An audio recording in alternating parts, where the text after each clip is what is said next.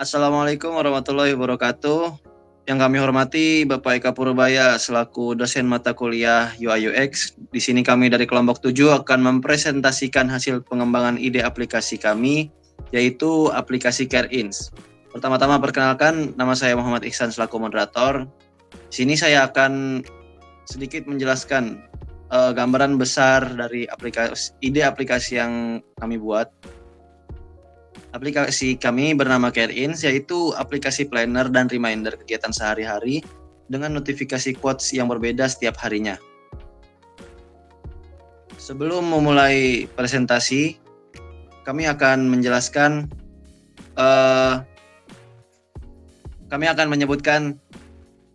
peserta dari kelompok kami. Yang pertama ada saya sendiri, yaitu Muhammad Ihsan Abdurrahman dengan NIM 23111111062. Kemudian ada Ahmad Baihaqi dengan NIM 23111111066. Kemudian ada Razidan Nafi Subandi dengan NIM 23111111049. Yang terakhir ada Yafa Nur Aziza dengan NIM 23111111061.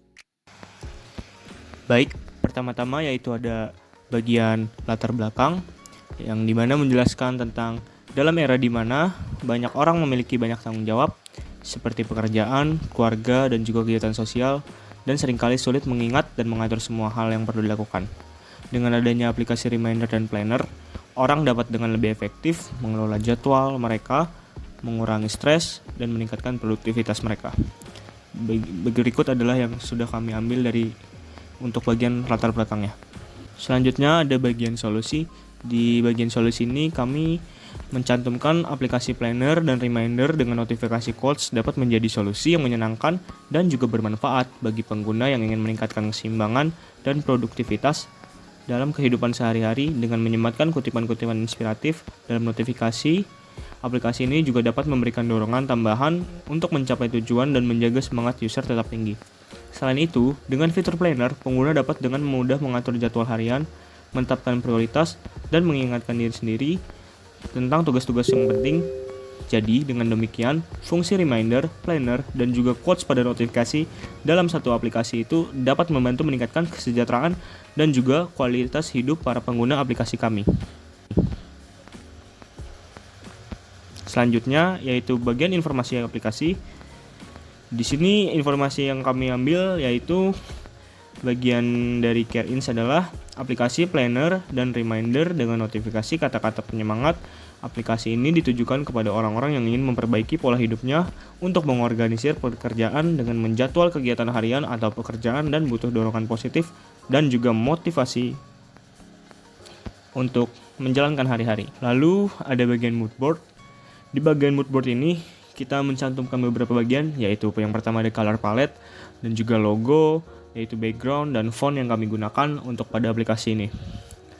Jadi dalam color palette ini kita mengambil warna yang ungu pastel dan ungu gelap agar bisa menggambarkan cerah untuk aplikasinya supaya lebih menarik dalam tampilannya.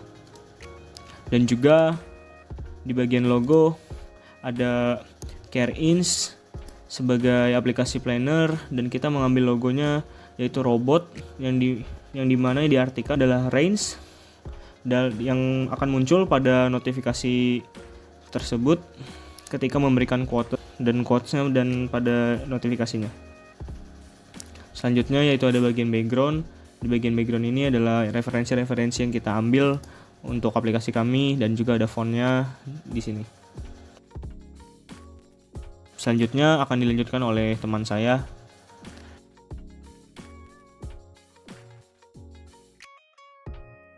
Ya, kemudian ada kita setelah melakukan riset, kita melakukan interview kepada calon pengguna aplikasi kita, yaitu kira-kira untuk memahami apa saja yang dibutuhkan calon pengguna dari aplikasi yang akan kita buat, kami melakukan wawancara.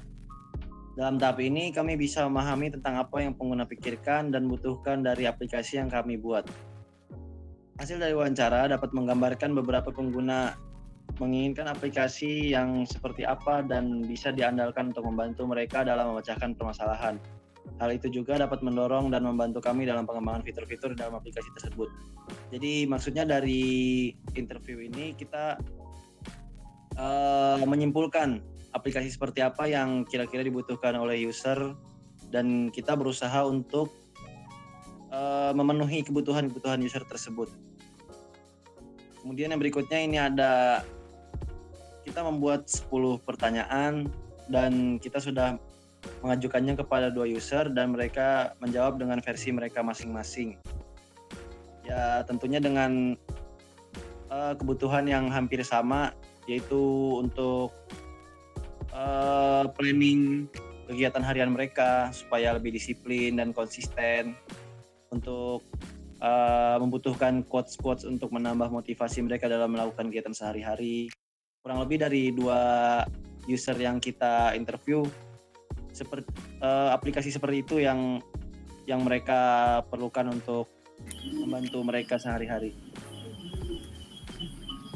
Kemudian yang berikutnya, kami dari hasil wawancara tersebut kami membuat user persona. Sebelum membuat aplikasi, kami melakukan pendekatan terhadap target pengguna aplikasi kami, yaitu dengan membuat user persona. Dalam user persona ini berisi tentang penggambaran atau visualisasi fiktif yang mewakili target pengguna aplikasi yang akan kami buat. User persona fokus pada data diri, personal user, goal, pain point, dan motivasi.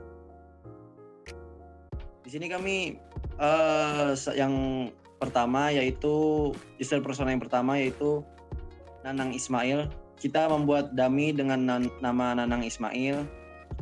Dia adalah seorang mahasiswa berusia 19 tahun, berdomisili di Purwokerto, Jawa Tengah. Nanang ini adalah seorang mahasiswa yang berfokus pada manajemen waktu dan disiplin dalam kehidupan sehari-hari. Nanang percaya bahwa mengatur waktu dengan baik dapat memungkinkan untuk menjalankan semua aktivitas yang telah direncanakan sejak awal. Meskipun kadang Nanang masih harus berjuang dengan disiplin, terutama di luar rutinitas kuliah, namun ia menyadari pentingnya ketepatan waktu dan menghadapi risiko tidak dapat masuk kelas. Saya percaya bahwa Nanang ini percaya bahwa disiplin berasal dari niat yang kuat, dan meskipun sudah membuat daftar kegiatan, kesuksesan tetap tergantung pada niat dan komitmen. Kemudian yang berikut user persona yang berikutnya yaitu kita mengambil dummy dengan nama Gan Anwo. Dia adalah seorang pekerja berusia 30 tahun berlokasi di Tangerang. Gan Anwo ini adalah seorang pekerja yang berfokus pada efektivitas belajar dan disiplin waktu. Ia menyadari pentingnya membuat jadwal harian dan daftar waktu untuk konsistensi. Meskipun menghadapi kesulitan dalam perencanaan akibat gangguan eksternal, ia tetap berusaha merefleksikan diri dan mempertahankan motivasi. Ia meyakini bahwa motivasi hidup berasal dari diri sendiri dan mengakui pentingnya mencatat target. Dia juga ingin mengembangkan keterampilan dalam mengatur prioritas.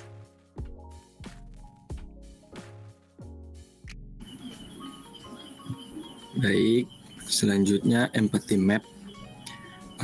Empathy map ini berasal dari user interview ya. Untuk yang sticky note warna biru itu dari mahasiswa, dari user 1 atau mahasiswa yang sudah kami wawancarai. Yang hijau itu dari user pekerja atau yang sudah kerja.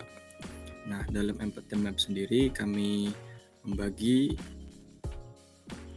hasil wawancara ke apa yang dikatakan oleh user, apa yang dipikirkan oleh user, dan apa yang dirasakan oleh user, dan terakhir apa yang dilakukan oleh user. Baik, selanjutnya bisa di next. Selanjutnya ada user journey map. Pada bagian user journey map ini berisi tentang peta perjalanan atau proses yang dilalui oleh user kami dalam penggunaan aplikasi CareIns. Sebagai contoh, calon user pengguna adalah Gaan Anwo yang telah dibahas pada user persona sebelumnya. Sebelum mengenal aplikasi CareIns, user mengalami permasalahan dalam mengatur jadwal dan reminder dalam melakukan aktivitas.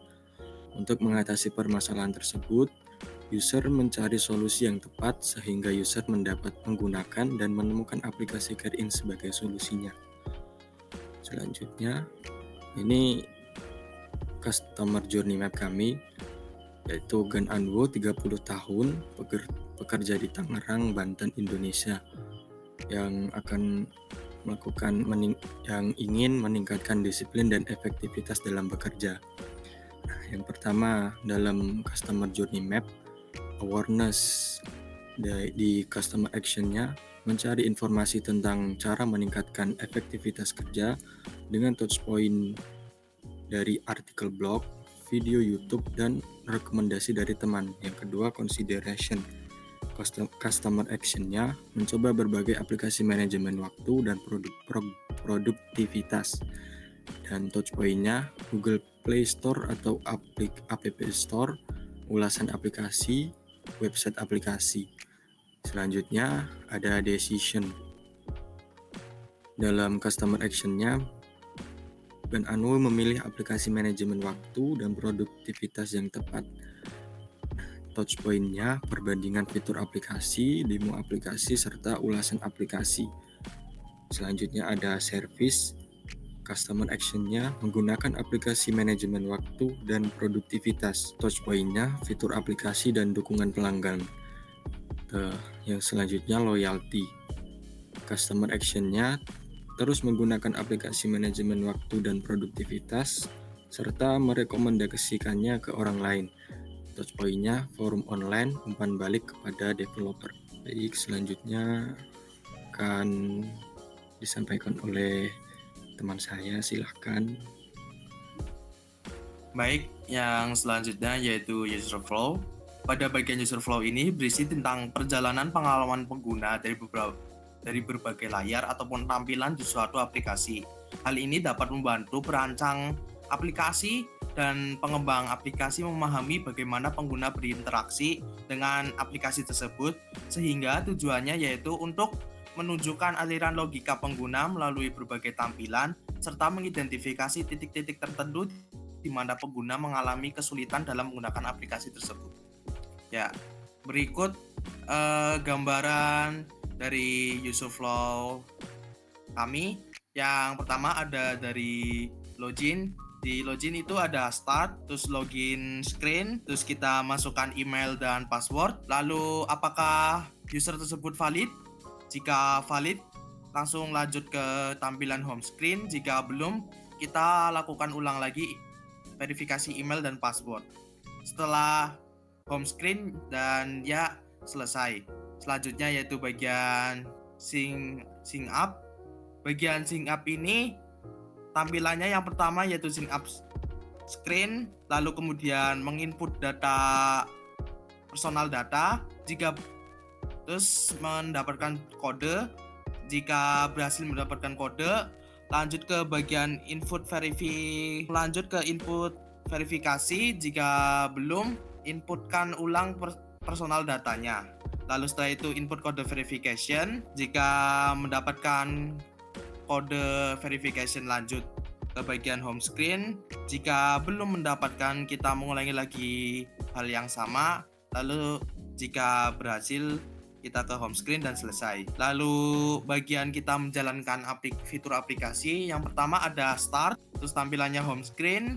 Kita pilih tanggal untuk mengatur jadwal, lalu mengatur pengingat, lalu kustomisasi kegiatan dan memasang notifikasi. Jika memasang notifikasi berhasil dan notifikasi muncul, maka sudah dinyatakan selesai. Jika belum ada, kita atur lagi ulang notifikasi tersebut dan dilakukan sampai finish. Lalu yang terakhir ada wireframe.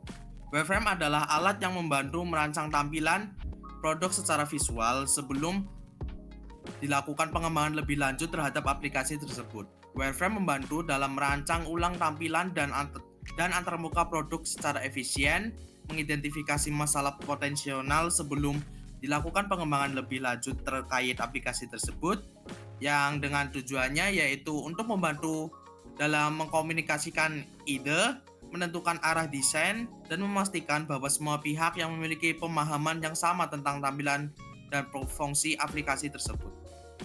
Ya, berikut ada tampilan wireframe mengenai tampilan notifikasi.